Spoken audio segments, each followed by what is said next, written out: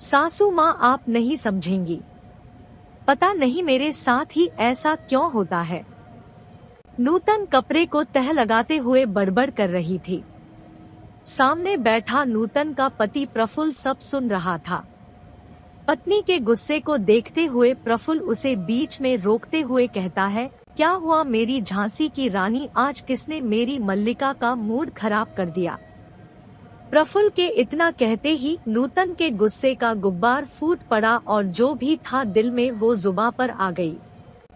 फिर सिलसिलेवार ढंग से कहने लगी, सुबह की ही बात ले लीजिए, बड़ी जेठानी ने अपनी लंबी जुबान से इतना कुछ कह दिया और मैंने सिर्फ उनके सवालों का जवाब ही तो दिया था कि सासू माँ को मेरी बात पसंद नहीं आई और लगा दिया तानों का बहार। मैंने भी कह दिया आपकी माताश्री से मैं कितना भी कुछ कर दूं आप लोगों के लिए, पर आप मुझे कभी नहीं समझेंगी। माँ जी फिर कपड़े को गुस्से से झटकते हुए कहती है, देखो जी मैं अब और एक छत के नीचे नहीं रह सकती। बहुत हो गया मेरा अपमान इस घर में।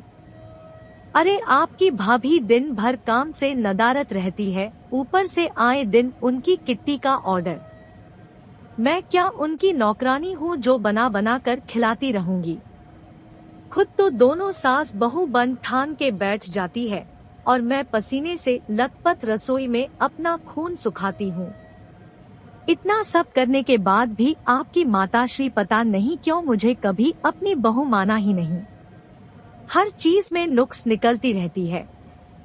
कुछ अच्छा भी करो तो भी बुरी तो मैं ही बनती हूँ। सारे घर का काम मैं करूँ और नाम उस महारानी का होता है। हर आने जाने वालों के सामने बैठ जाती है, अपनी मीठी मीठी गोली लेकर और बड़े बड़े चापलूसी के फंडे लेकर, और लोगों को अपने इसी लीपा पोती वाले बातों से पोट लेती है और मैं बेचारी सबकी जी हुजूरी रसोई में सिर फोड़ कर करती हूँ, फिर भी लोगों की नजर में मैं ही बुरी रहती हूँ। देखिए जी अब मुझसे ये रोज रोज की झिक झिक बर्दाश्त नहीं होती। आप या तो मुझे छोड़ दो या इस घर को मुझे नहीं रहना इन सब के साथ। तब माँ जी को पता चलेगा जेठानी जी की मीठी मीठी गोली का अंदाज, और कुछ दिन में ही आपकी भाभी जी और माताश्री को आटा दाल का भाव पता चल जाएगा। तभी जाकर अच्छे और बुरे का फर्क कर पाएंगी अपनी माताश्री। प्रफुल्ल को भी पता था कि उसकी पत्नी उसकी भाभी से ज्यादा सबका ख्याल रखती है और जल्दी किसी के बातों का उल्टा जवाब भी नहीं देती, बस काम से काम रखती है।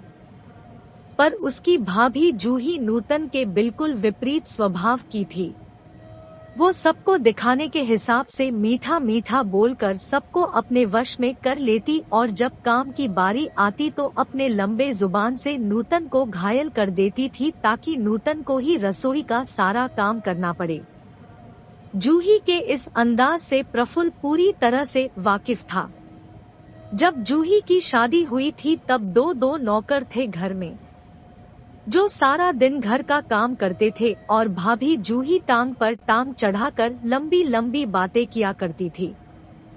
पर जब से नूतन की शादी हुई है तब से मात्र एक काम वाली बाई है जो बर्तन झाड़ू पोछा करके जाती है और उसके अलावा सारे काम नूतन ही करती आई है, जो प्रफुल्ल को भी बुरा लगता था। पर कभी हिम्मत नहीं हुई इस बात की चर्चा करने की अपनी माँ के पास, क्योंकि माँ हमेशा ये बोल देती कि तू जोरू का गुलाम हो गया है। इस संकोच से वो कभी घर के मामलों में नहीं आता था।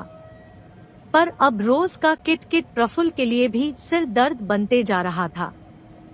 पर माँ बाबूजी को कुछ बोलना प्रफुल्ल ने अच्छा नहीं समझा, इसलिए उसने एक तरकीब निकाला कि क्यों न अपने जॉब का ट्रांसफर ले लिया जाए बिना किसी को तकलीफ पहुँचाए। प्रफुल्ल ने बिना एक दिन की देरी किए दूसरे दिन ही ट्रांसफर की अर्जी डाल दिया। 1 महीने के बाद उसका ट्रांसफर नजदीक के शहर में हो गया। अब तो माँ भी रोक नहीं सकती थी नूतन को। नूतन को जब पता चला कि प्रफुल्ल का ट्रांसफर दूसरे शहर में हो गया है तो वो खुशी से झूम उठी। दूसरी तरफ प्रफुल्ल की माँ और भाभी जूही का नूतन के जाने का दुख सता रहा था।